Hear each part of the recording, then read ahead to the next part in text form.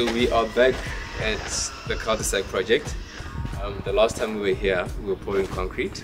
I had mentioned that it was going to take 21 days for it to cure properly. We are about to hit the 21-day mark. We're going to remove the props pretty soon, and then next week we're going to be going upstairs to start building the home. So the first thing you see over here, this is actually the main entrance. We're going to have a pivot door that opens through here. On my left, you've got a big window that's letting a lot of light in. You've got a beautiful pond as well. That's going to be a nice feature. So we stripped all the shuttering last week, and then the concrete went quite successful. We didn't have any place where the shuttering moved. We didn't have any place where the concrete came out of line. We've got a big cavity. You couldn't see it with the shuttering, but it's here now. This is where we're going to have the staircase going up. And you can see this house is going to be very open plan. This is the living room, dining room area with the kitchen behind it. So yeah, I think it turned out pretty well, and that's the update on this house. For now, let's go to the next one. Okay, so now we are at Casa Acacia.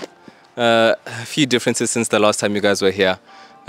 We put in the glass garage doors. The last time we were here, I think it was still the temporary ones. We're having glass everything. We've also put in all the glazing. The glass in the shop front is also in.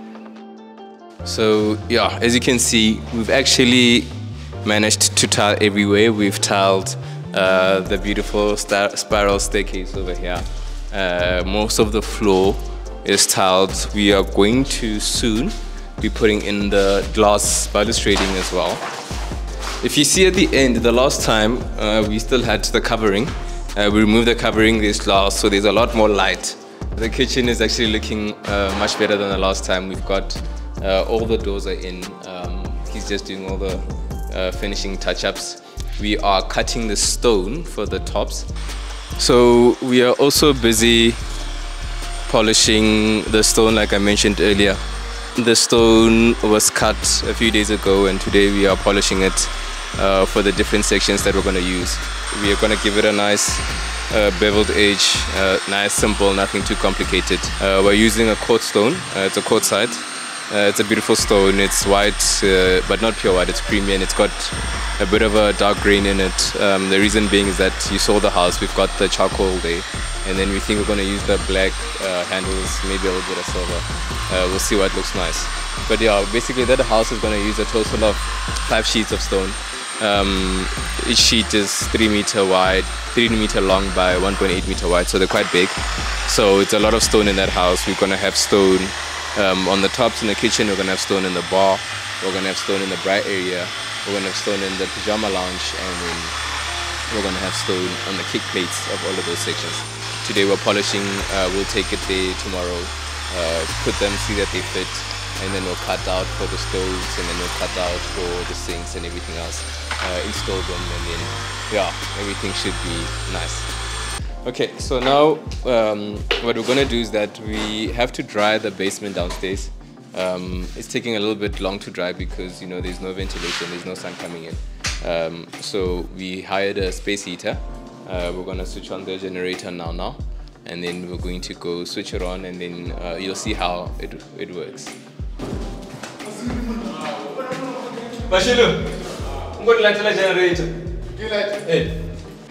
Alright, so we're down here in the basement in the dark. We don't have lighting yet. We still need to do some prep first. We need to paint the walls, but we can't because the walls are still wet. Because there's no ventilation over here, there's still a lot of moisture. So what we've done is that in front of me we have a space heater.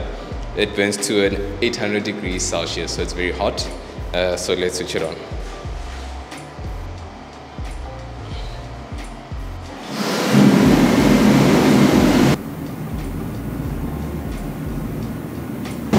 Yeah, so that is the space heater doing its work.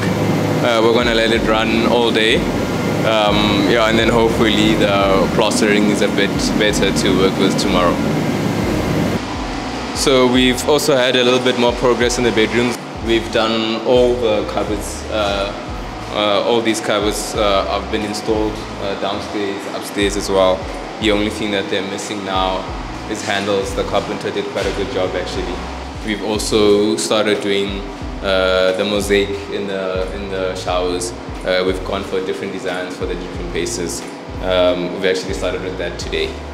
So yeah, that's the update on some of the things that have been happening over here. Let's go to the next spot.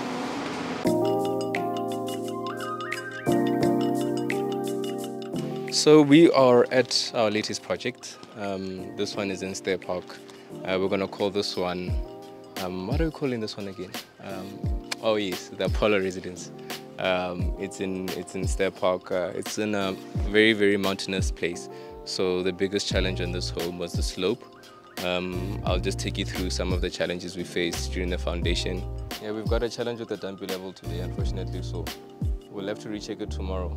But you've got the original points, no? Yeah, we are still using those ones which I wanted to transfer from there to the side. Okay. So once you finish that one, which long one, you're going to take that one over there? Yeah, and then take that one at the back so that we see the height from natural ground level to the datum level, okay. final level. Okay. Okay, so some of the challenges that we're facing is that because of the slope, the house is actually on 3 different tiers. It steps down on certain sections of the home, because if you take it all on one level, what's going to happen is that at the other side of the house, the foundation is going to be so high, we're going to need a million stairs basically to come down to the pool area. So the house gently steps down till we get to the right level that side, and then we'll probably, you know, deck out the pool area so that it comes to a very, very comfortable level. Okay, so let me explain a bit before we get to the end. The foundation.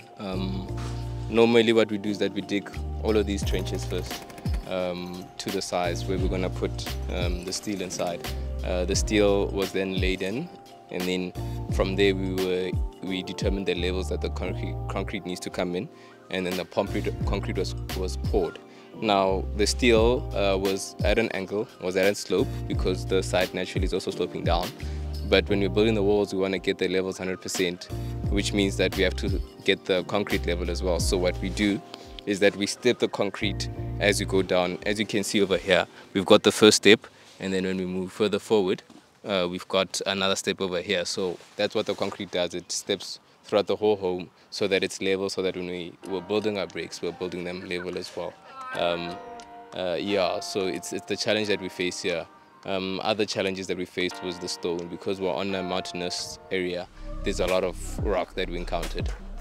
Unfortunately, the rock was not strong. It was a porous rock, so we couldn't use it in the foundation. We had to break it so that we still had to put the reinforcement inside. Yeah, so that's a bit of an update on the house here. Yeah, man, and then watch the space for more progress. We're on 3 projects now, so yeah, there'll be more updates coming. Cool.